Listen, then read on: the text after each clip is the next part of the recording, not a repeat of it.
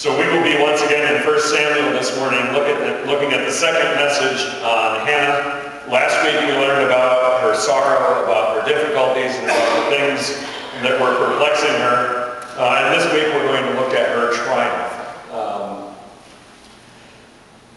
A lot of people try to make a deal with God. Something like this: if you get me out of this situation, I'll never drink again. That sort of thing, where you're saying, hey God, I will stop this bad behavior I'm doing if only you spare me from the consequences of the current round of bad behavior that I've been doing. Or perhaps a bargain like this: God, if I win the lotto, I'll give the church half. The sort of thing where you say, God, if you give me something great, I won't keep it all. Such a bargain. I'm sure God jumps at the chance every time he hears that one. Or perhaps this: if you let me live through this battle, or beat this round of cancer, or find another job, I'll dedicate my life to helping others. Basically saying, God and I both need incentives in order to do what I think the right thing is. Some of those may seem silly to you, and some of the bargains that people try to make with God are silly. Others might be a bit profane. You might be thinking, whoa, who are you to ask such a thing? And some of them are just sincere cries from desperate people whose very real need is all that they can see in front of them. Thought: have you ever tried to make a bargain with God? Have you ever tried to give God a deal that you didn't think he would refuse? Think about that for a moment as we look at our text this morning. Beginning in verse 11 of chapter 1, we had just read at the end last week, verse 10, in bitterness of soul, Hannah wept much and prayed to the Lord. Here today we see her vow, verse 11. And she made a vow, saying, O Lord Almighty, if you will only look upon your servant's misery and remember me, and not forget your servant, but give her a son, then I will give him to the Lord for all the days of his life, and no razor will ever be used on his head. Beginning as we look at this vow with what vows were like in the ancient world. We don't have a lot of vows these days, so we need a little bit of enlightenment. In their world, they were taken very seriously. They were not something that you entered into lightly. If you read forward a few chapters, you see that King Saul, when he was king, made a pact, made a vow to the Lord that got him in a lot of trouble. If he had kept his vow as he stated it, it would have cost him the life of his son Jonathan. And in the end, he had to break it. In fact, the making of vows and pacts and promises and the like had led to so much trouble over the years that Jesus himself in his ministry, in the Gospel of Matthew 5:37, says, simply let your yes be yes and your no, no. Anything beyond this comes from the evil one, in order to discourage people from such behavior. Well, we already know how desperate Hannah was, how very much she wanted to improve her situation. She was shunned and shamed by her society, she was tormented by her rival, and she was unable to find any peace at all in life. The question then for us this morning is, will her vow make things better or worse? So let's look at what she actually said. The first thing she says is, O Lord Almighty. Hannah here begins by acknowledging both God's authority over her situation when she calls him Lord, and his power to do something about it when she refers to him as the Almighty. Maybe you didn't know that when you use the name of God, it could have that much meaning, but it sometimes does.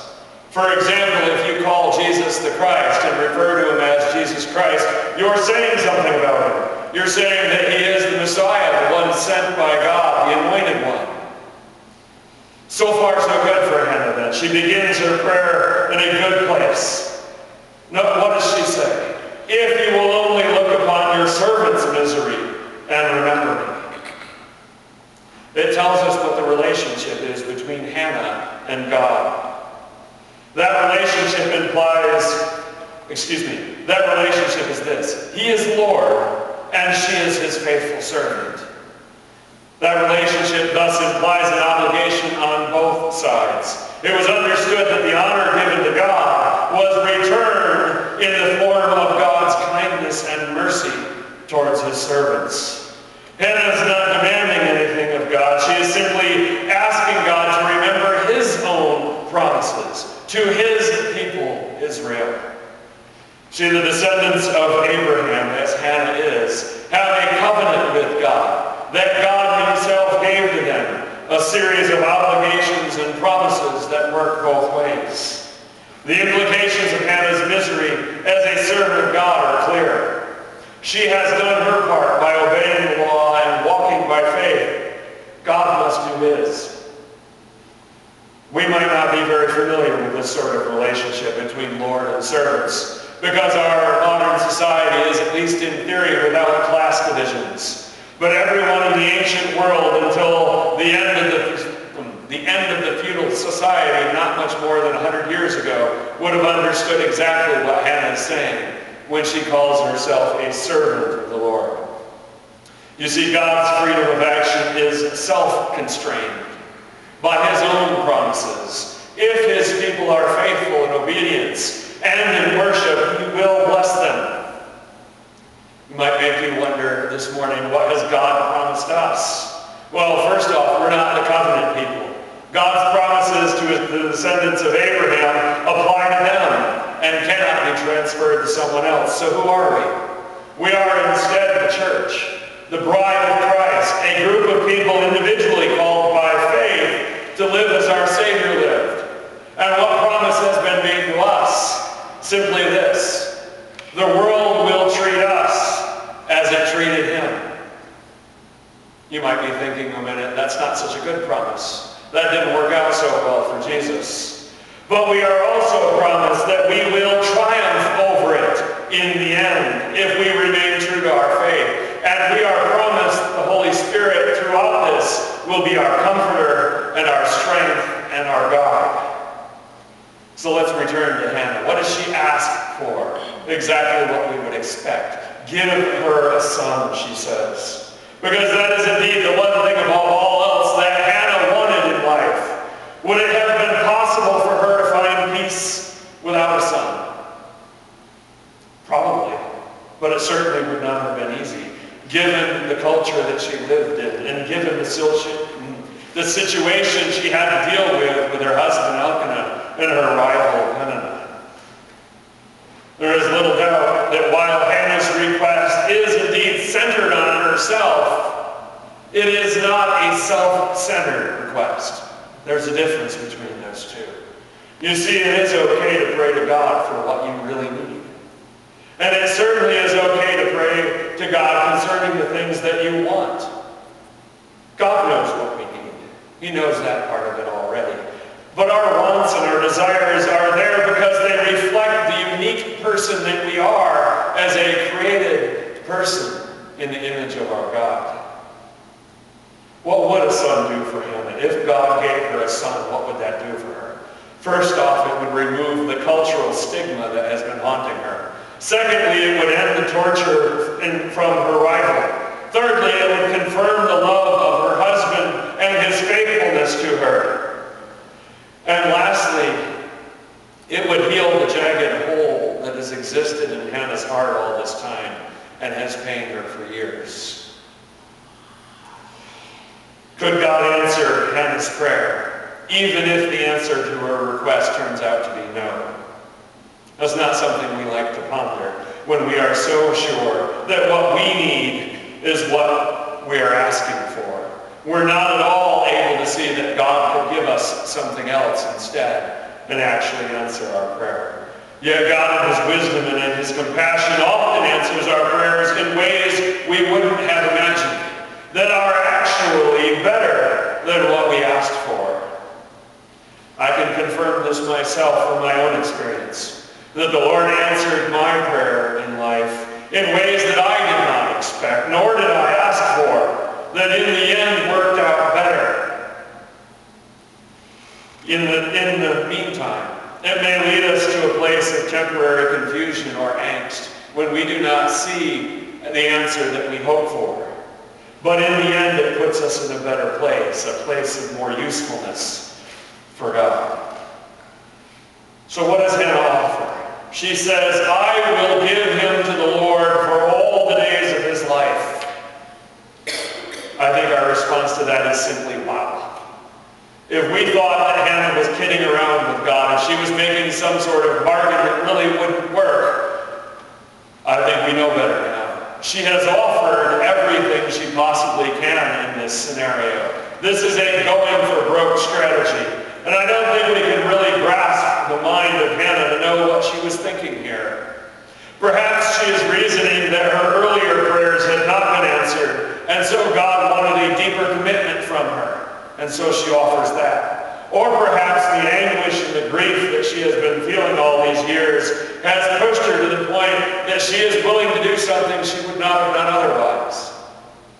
Perhaps we've been there ourselves in prayer, in our difficulties, where we begin to pray things that we would not have prayed before, begin to say things and promise things we would not have done before. You might also be wondering what Hannah means when she says she will give him to the Lord. We certainly know that God has no need physically for the child that she is asking for. As the creator of the universe, everything belongs to God. Yet on another level, there is an exception to that rule. Because even though God created humanity, and even though God endows each individual with a soul, he has granted each of us the autonomy to choose how we will live our lives. It's up to us to decide who we will live for and how we will spend the gift of free will that God has given us. And so Hannah is choosing to set aside her natural right as a would-be mother so that her son would one day serve the greater good. You see, those who serve the Lord also serve the people of the Lord. Even though Elkanah, her husband, is an Ephraimite and not a Levite, Hannah is choosing a life of assisting the priests of God for the son that she is asking for. That her son would one day serve at the tabernacle in Shiloh, not in the glamorous position, perhaps, of a priest, but simply as a servant of the Lord. Now you might be wondering what right Hannah has to dictate her potential son's choices to him. After all, in our society, kids pursue whatever profession they want. When they get to college, they choose a major and they decide what they want to do, and sometimes they change their mind 3 times, and some of us have been there. We're not in the profession we started out in, nor the one that we thought we would be in. If perhaps, on the other hand, you grew up as part of a family business, you might understand a little bit better. Because in a family business, sometimes there is pressure to follow in your father's or your mother's footsteps and keep the family business going. You see, in the ancient world, things were very different than they are now. It was expected that children would follow their parents' guidance out of respect for the wisdom of their elders. Sounds like a crazy concept, doesn't it, to the modern ear? But it's true. People used to respect their elders and obey them. I heard some chuckles, probably because you find that to be interesting these days. Not everybody believes in that anymore. But she also said something at the end of it that you might be entirely perplexed about. She said, no razor will ever be used on his head. And that might seem a little bit odd to us. You might be sitting there thinking, why would Hannah want her son to look like a hippie? What on earth is the point of him not cutting his hair? Well, let me explain that to you, because indeed there is something more than that, more to that than just a preference for beards in their culture. The thing is this: there was something called a Nazirite vow. You can look it up in Numbers later if you want to. The Nazirite vow was a voluntary commitment that any Israelite, man or woman, could make to the Lord. It was a vow of separation, a way to set yourself aside for service to the Lord. Now that vow involved 3 stipulations. Hannah only mentions one of them here as symbolic of the whole thing, but there were 3 things that you promised. You promised that no wine or other fermented drink could ever be consumed. In other words, no alcohol. You promised that no razor would ever be used on your head. In other words, no trimming, no cutting, none of that. And you promised that you would never, for any reason, touch a dead body. You might be thinking those are odd stipulations, but those were what the vow consisted of. And it usually lasted for a specific amount of time. Someone would make a vow for a year or for a certain number of months or something. But in this case, Hannah has promised that her son would be set aside by this vow as a lifelong Nazarite, as a servant of God for life. Throughout his life, his physical appearance and his odd behavior of not participating culturally in celebrations where wine is consumed, not participating in the same level in funerals, he would be set aside, not to mention his wild and crazy hair, for life as a servant of God. It would be clear to all who knew this child what he was about. Let's continue with the text and see what happens after Hannah's vow. Beginning in verse 12. As she kept on praying to the Lord, Eli observed her mouth. Hannah was praying in her heart, and her lips were moving, but her voice was not heard. Eli thought she was drunk, and said to her, "How long will you keep on getting drunk? Get rid of your wine." "Not so, my Lord," Hannah replied. "I'm a woman who is deeply troubled. I have not been drinking wine or beer. I was pouring out my soul to the Lord. Do not take your servant for a wicked woman. I have been praying here out of my great anguish and grief." And so here we see a man that we already know is troubled, making a bit of a mistake in this situation. We know that Eli was going through his own difficulty because of his sons, and perhaps he was distracted by that. And yet he was doing his job. He's here at the tabernacle, waiting for people that need sacrifices so that he can serve them. And here before him stands a woman who in his sight is obviously drunk in the middle of the day at the tabernacle, standing there talking to herself and mumbling or whatever she's doing. Now we know Eli is mistaken. But normally, in their society, public prayers would be spoken out loud. If you remember Jesus when he's in the temple with the two men, the one talking about how he's glad he's not like all the sinners, and the other one simply saying, "Lord, have mercy on me, a sinner." Those prayers were spoken out loud. And yet Hannah is standing there praying, and nothing is heard. I can imagine Eli's frustration. He's standing there, and he's looking at this situation. He goes, "Oh, great. Now I get to deal with someone drunk, standing here in front of me. What a great day this is turning out to be." So he says, "Get out of here and go sober up." Unfortunately for him, that's not what was going on. Have you ever had a private moment of prayer interrupted by the world that continues to spin while you're trying to talk to God? Many of us have. And we probably all feel, I think this is an analogy that might work for us, we probably all feel like interrupting people who are talking on their cell phone when they're supposed to be doing their job. You're trying to do something at their place of business and they're too busy on their phone to talk to you. Or maybe they're in front of you at line at Burger King or at Wendy's or something, and they're talking on their phone. And you're thinking, shut up and order already. How would you feel if they actually were talking to someone in a very serious situation? Maybe they were even praying with someone on the phone. And you told them, shut up and put your phone away. Probably feel pretty bad about that, wouldn't you? So here we have Eli. And Hannah is explaining to him that she is praying to God because she is deeply troubled, that she is pouring out her soul to the Lord because of her great anguish and grief. He must have felt awful at that moment. You ever just want to crawl into a hole and hide out of embarrassment because you did something or said something?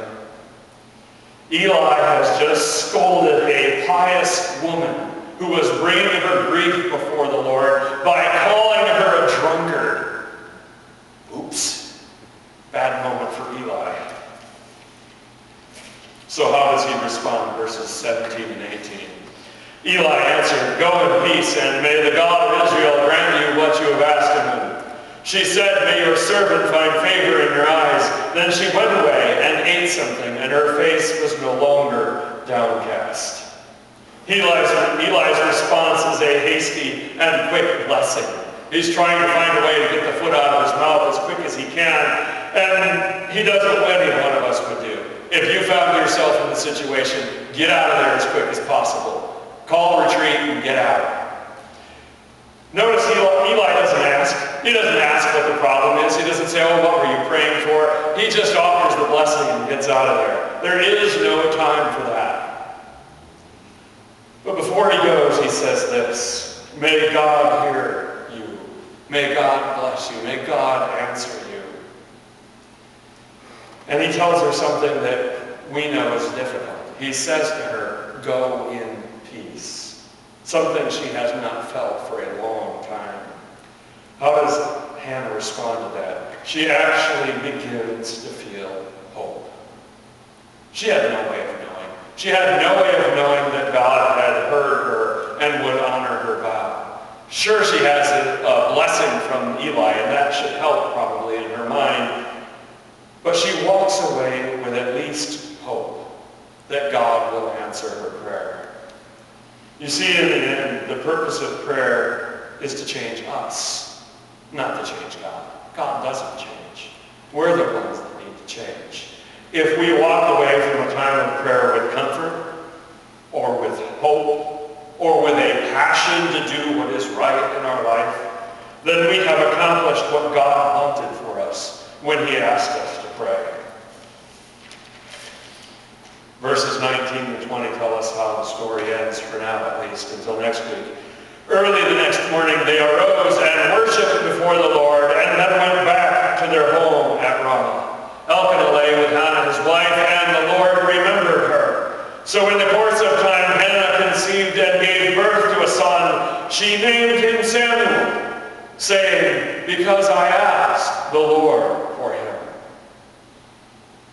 Here we see that the Lord indeed does remember Hannah. After she returns home and resumes life as usual, God answers her prayer. Notice that the text said, in the course of time. This did not happen miraculously the next day. It happened eventually.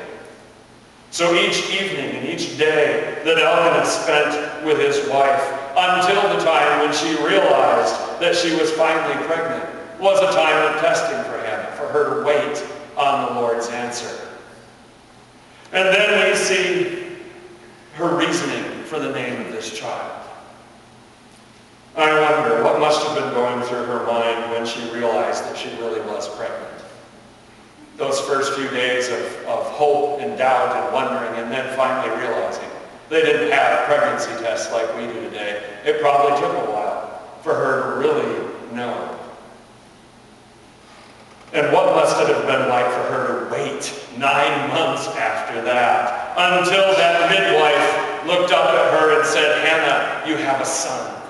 And then she truly knew that the Lord had answered her prayer. Interestingly enough, she names the child. You might be thinking, so what? Mothers usually name kids in our culture. Fathers are usually like, I don't care, name them whatever you want. But in this case, it would have been Elkanah's right to name his son on the 8th day when they brought him to be circumcised. The father would name the son.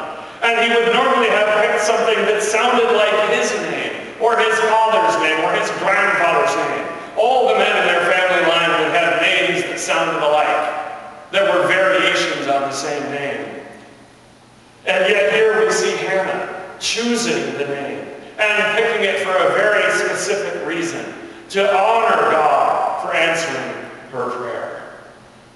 Elkanah must have believed that this child was an answer to prayer in order to allow this. I got to assume that Hannah told him about her vow early on in this process. And you might be saying, what is in a name? Most of us have names that we don't spend much time wondering about what they mean. They weren't given for that reason. But Samuel's name is different. His name sounds like the phrase in Hebrew for the term heard of God. So every time throughout his life when his name was called, when someone used his name, they would be declaring that he was an answer to prayer. That his very existence was because God heard his mother. Something potent to carry through life, I'm sure. And now we wonder what happens next. Is Hannah going to keep her vow? She made a very real promise to God. Will she fulfill it? Next week we'll take a look at that and see the conclusion of her story. But for this week, our lesson is this. Thanks be to God, who hears the prayers of his people and answers them with wisdom and with mercy and with compassion.